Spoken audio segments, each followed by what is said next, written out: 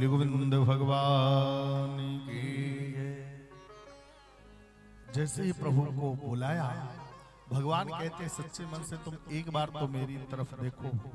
जो तू आबे पग एक तो मैं आऊं पग 60, और जो तू कर रो काट 100 तो मैं लोहे की लाट।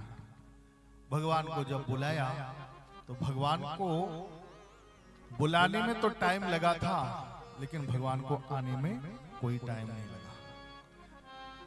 गज को लगी थी देर और हरि को पुकारवे में, पर हरि को लगी ना देर गज को उबारवे में। भगवान को बिल्कुल भी टाइम नहीं लगा। भगवान ने हा शब्द सुना था वैकुंठ में, और री सुना उस गजराज के पास में आकर इतने बेग से दौड़ करके आई है। आज गज और ग्राह दोनों का उद्धार किया भगवान ने। जैसे ही उस ग्राह का उद्धार करके और गजराज को लिया, अपने विमान में बिठाया, विमान में बिठा करके चलने लगे, तो आगे आगे एक विमान और जा रहा था। गजेंद्र ने पूछा, भगवान ये आगे कौन जा रहा है? बोले आगे वही है जिसने तेरा पैर पकड़ा था। बोले भगवान वो मुझसे आगे जा रहा है? बोले हाँ भगवान, मैंने तो आपकी प्रार्थना करी, आपकी स्तुति करी, लेकिन इसने क्या किया? आपकी प्रार्थना करी, आपकी स्तुति करी, आपको बुलाया तो आप हमारे पास में आए, पर इसने क्या किया भगवान? इसको आप क्यों अपने धाम ले जा रहे हो? भगवान ने कहा इसने तो और बड़ा काम किया। बोले इसने क्या किया? बोले तुमने केवल हमारी स्तुति करी, हमारी शरण में आए, हमारे चरणों को पकड़ा, लेकिन इसने तो वो कर दिया। बोले क्या? मेरे चरण तो नहीं पकड़े, लेकिन मेरे भक्त के चरण पकड़ लिए, और जो मेरे चरण पकड़े ना पकड़े पर भक्त के चरण पकड़ लेता है, मैं उसका कल्याण पहले कर देता हूं। इसलिए इसका विमान आगे जा रहा है। अब तो भगवान ने क्या किया? दोनों का आज बड़े भाव से उद्धार किया। कहते हैं भगवान इस प्रकार से प्राणी मात्र पर, कोई भी प्राणी हो, सभी प्राणियों पर भगवान कृपा करते हैं। भगवान की कृपा सबके ऊपर हुआ करती है। आगे चल करके कहते हैं किसी भी प्रकार का व्यक्ति कोई भी हो, अभिमान भगवान को बिल्कुल अच्छा नहीं लगता। एक दिन क्या हुआ, दुर्वासा ऋषि आए, और दुर्वासा ऋषि आए देवराज इंद्र के यहाँ पहुंच गए। देवराज इंद्र के यहाँ पहुंचने के बाद में देवराज इंद्र ने क्या किया? दुर्वासा ऋषि को प्रणाम किया, और देवराज इंद्र ने एक माला को लिया और पूजन करने के बाद में दुर्वासा ऋषि के गले में पहना दी। दुर्वासा ऋषि ने क्या किया?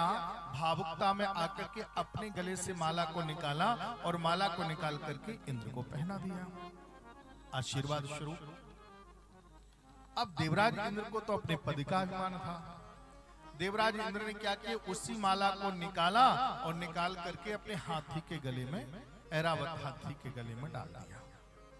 अब जैसे ऐरावत नाम के हाथी के गले में डाला, हाथी का तो स्वभाव, उसने क्या किया? अपनी सूंड से पकड़ा, और पकड़ करके माला को तोड़ दिया, और तोड़ करके अपने पैरों के नीचे रौंद दिया। कहते हैं पुष्पों को कभी पैरों के नीचे नहीं आने देना चाहिए, क्योंकि पुष्प के अंदर लक्ष्मी का निवास है। कमल के पुष्पों की माला लक्ष्मी का वास था। लक्ष्मी जी रुष्ट हो गई, और जैसे लक्ष्मी जी रुष्ट हुई, देवराज इंद्र को शाप दे दिया, जाओ स्त्रीहीन हो जाओ। अब तो देवराज इंद्र ही स्त्रीहीन हो गए, दर दर भटकने लगे, क्या करूं? जहां भी जाते हैं वहां पर जाकर के ठोकर ही खाया करते। सारे देवता परेशान हो गए। जब सारे देवता परेशान हो गए, तो परेशान होकर के देवताओं ने मीटिंग की, भैया कोई उपाय करो। गुरु बृहस्पति जी के पास में गए। बृहस्पति जी ने आकर के क्या किया? नारायण भगवान के पास गए। भगवान सारे देवता बहुत परेशान हैं, कोई उपाय करो। भगवान ने कहा एक काम करो। बोले क्या? तुम लोग दैत्यों से बहुत परेशान हो, तुम्हारे लिए हम एक उपाय बताए देते हैं। बोले क्या? तुम अमृत का पान कर लो। अमृत कहां से आएगा?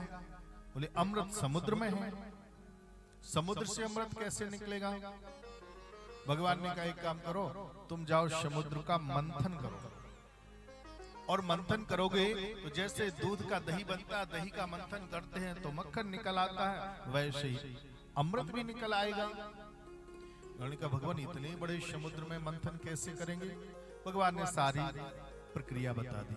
मंदराचल नाम के पर्वत को लेके आओ, उसकी रही बनाओ, बाशुकी नाग को लेकर के आओ, उसकी रस्सी बनाओ। बोले फिर भगवान इतने बड़े पर्वत की रस्सी जब रही बनेगी, बाशुकी नाग की रस्सी बनेगी, इसको चलाएगा कौन? बोले उसके लिए तुमको एक उपाय करना पड़ेगा। बोले क्या करना पड़ेगा? बोले तुमको दैत्यों से संधि करना पड़ेगी। बोले भगवान दैत्यों से संधि कैसे होगी? बोले देखो अपना काम बनाने के लिए गधे को भी बाप बनाना पड़े तो बड़ी बात नहीं है। क्या करना पड़ेगा? बोले एक काम करो, उनको अपने पक्ष में ले लो और उनसे कहना कि अमृत का निकलेगा समुद्र से, वो अमृत का पान हम भी करेंगे, तुम भी कर लेना। बोले भगवान क्या इस बात को वो मानेंगे? और अगर कि हमने भी अमृत का पान कर लिया और दैत्यों ने भी अमृत का पान कर लिया तो फिर दोनों ही बराबर हो जाएंगे। भगवान ने इनको एक कथा सुनाई, तुम एक काम करना। बोले क्या? अरयोपि संधेया सत्य कार्यार्थ गौरवे अहिमूषक वद्देवा यर्थस्य पदवी गति। तुमको एक कहानी सुनाता हूं मैं। बोले सुनाओ। एक बार क्या हुआ, एक सर्प था। सर्प सफेरे ने क्या किया, उस सर्प को पकड़ा और उस सर्प को पकड़ करके सफेरे ने क्या किया, एक टिपारे में बंद कर दिया। और जैसे ही टिपारे में सफेरे ने उस सर्प को टिपारे में बंद किया, अब रात्रि भर को बंद बना रहा, और जैसे रात्रि भर वो बंद बना रहा, अब बड़ा परेशान हुआ। इसने सोचा अब क्या करूं मैं, कैसे निकलूं? संजोग की बात वहां पर क्या हुआ, एक चूहा आ गया। और जैसे चूहा आया तो चूहे से सर्प ने कहा देखो भैया मेरे पास में आओ। चूहा इनके पास आ गया और जैसे चूहा आया, चूहा ने कहा क्या हुआ? बोले मैं इस टिपारे के अंदर बंद हूं। चूहा ने कहा अच्छा ही तो है। बोले क्यों? अगर कहीं तुम बाहर होते तो मेरा ही भोजन बना लेते, मुझको ही खा जाते। अब सर्प तो चतुर चालाक था। सर्प ने कहा नहीं भैया अब हम तुमको नहीं खाएंगे। बोले क्यों? बोले हमें मीटिंग हो गई हमारी सबकी। बोले क्यों? बोले आज से चूहा हमारा मामा है और बिल्ली हमारी मौसी है, इसलिए हम अब आज से चूहाओं को नहीं खाएंगे। बोले क्या चूहा मामा? बोले हाँ, और बिल्ली मौसी हो गई, अब नहीं खाएंगे हम। चूहा को बड़ी खुशी हुई, ये तो बहुत अच्छा हुआ, अब आज के बाद में हमारा तुम्हारा कोई बैर नहीं है। चूहा ने कहा तो ठीक है, अब रिश्ता तो बना ही लिया, लेकिन जब कभी कभार कुछ मुझसे काम हो तो बताना, मैं काम आ सकूं तुम्हारे तो बोलना मुझसे। सर्प ने कहा कहीं कोई काम पड़ेगा तो जरूर आपको बुलाऊंगा, लेकिन अभी भी थोड़ा सा काम तो अभी भी था। चूहा बोला क्या काम है बताओ? बोले एक काम करो, एक टिपारा है ना, एक लकड़ी का टिपारा है, तुम्हारे नुकीले दांत हैं, इस टिपारे में थोड़ा सा छिद्र कर दो तो मैं बाहर निकल जाऊंगा। चूहा ने कहा ये तो मेरे छोटा सा काम है, दाएं बाएं हाथ का काम है। कट कट कट करते करते उस टिपारे में एक गोल सा छिद्र कर दिया, सर्प निकल करके बाहर आ गया।